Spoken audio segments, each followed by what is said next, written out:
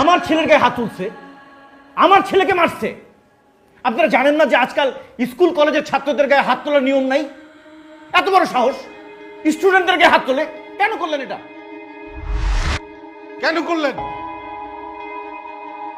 হ্যাঁ, আমি অপরাধ করছি, আমি ওদের পিটাইছি। আমি প্রথমে বেদ খুঁজতেছিলাম, কলেজে কোনো বেদ পাই নাই, পরে গাছের ডাল ভেঙে তারপর ওদের পিটাইছি। আমি প্রথম অপরাধ করছি গাছের ডাল ভাঙা, আর দ্বিতীয় অপরাধ করছি ওদের পিটা। কারণ আমি ব্যর্থ শিক্ষক, আমি ওদের মানুষ করতে পারি নাই, এর জন্য আমি ওদের পিটাইছি।